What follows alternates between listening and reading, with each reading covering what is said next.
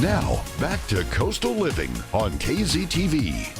Hello everyone, welcome back to Coastal Living. Now we have a fun topic now. Webster's Dictionary adds new words to the dictionary every year because, you know, the language is always changing and the meanings of some of the words that we've used for decades, even centuries, have evolved over time, just like we do. So there's a few favorites that I chose for us to sort of discuss and a few that surprised me, but we'll start with one that I'm a little bit familiar with and I think it's kind of funny. We'll start off with a funny one. Swole. So it's basically, it sounds like an allergic reaction is what it sounds like, but its new usage actually means someone who has a highly muscular physique. You think like kind of swollen, but like, I'm swole, oh yeah, I'm buff. So it's like another word for buff. So it's commonly used in a bodybuilding culture. So, you know, you might have your headphones on at the gym, but we see the guys do the fist pump. They're probably like, looking swole, bro. And that's a slang word. It actually came onto the scene in 1988.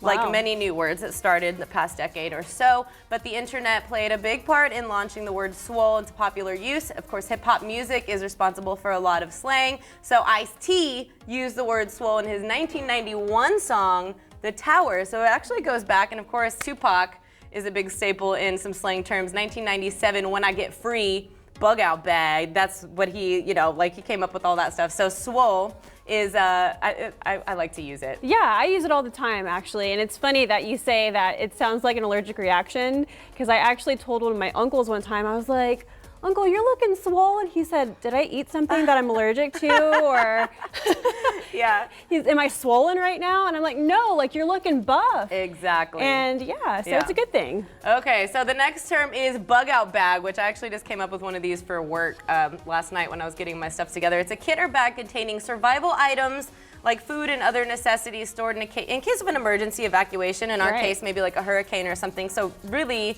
we should have one of these at home. It's filled with enough supplies to usually last about 3 days. Some are made to last longer, and of course, they have had other names like a go bag or a 72-hour kit, or even a battle box, which was used back in the day. It came into existence when U.S. military forces were carrying out rapid displacements during the Korean War. Do you have a Bugout bag? I do not, but I'm going to put one together because you never know when we're going to get a major hurricane or severe storm. You just always have to be prepared. Or when that crazy person shows up in your house and you're like, get my Bugout bag, I'm out of here. All you got to say is Bob. Got to get your Bob ready. Exactly. Okay, here's a new one that we enjoyed this year, an escape room. They're gaming rooms where groups of participants are locked in a room together and have to solve a set of puzzles to get out of the room. We have done this together and it was so much fun. You have to use clues and teamwork. What do you think of the escape room? Honestly, if I was in there by myself, obviously it's for a group.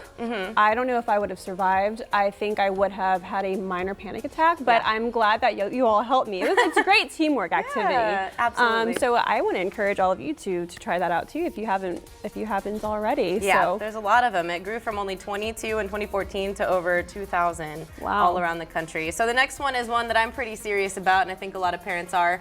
Screentime.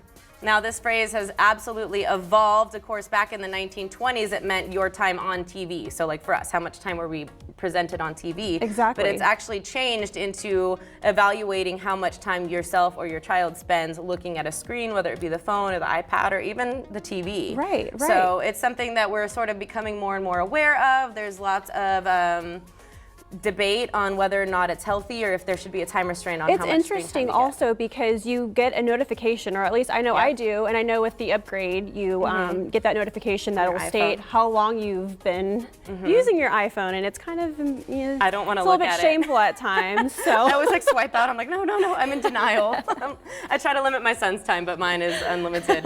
And last but not least, we have sesh here. Now that's an abbreviation for the word session, meaning a period devoted to a particular activity. So for me, a jam sesh, you know, get together with the gang, write some music, have a little jam sesh or recording sesh. That's what they're doing right there. That's me and my friends recording, having a jam sesh on the beach, on our beautiful Corpus Christi beaches. Right. Now, of course, that was first uttered in the English language back in the 1940s, originating from, you know, sort of like that after party situation, like, well, let's keep the session going and people kind of hanging out afterwards. But I mean, at this point, it can mean anything. Get a gym sesh. I was going to say, do you want to go to the gym, get a gym session and get swole? And get swole. You want to do that? I do. We'll get our Bugout bags and go get swole at the gym. So lots of history behind these words. I'm curious to know how many you recognize, how hip you are with the lingo. Otherwise, maybe you just learned a few things today. Right. But this happens all the time. Every year Right. they add new words. And I try to learn a new word each day. So, I mean, I knew some of these, but let's challenge you guys to try to use them in a sentence and Yeah. just see how that works out for Yeah, you. maybe we can add that into our show, word of the day. Let's do that. Yeah, good idea. I know. Okay, guys, so now when we come back, we're visiting with Ashley from the Coastal Bend Blood Center. She's going to tell you how you can save lives with just one donation. Stick around, you're watching Coastal Living.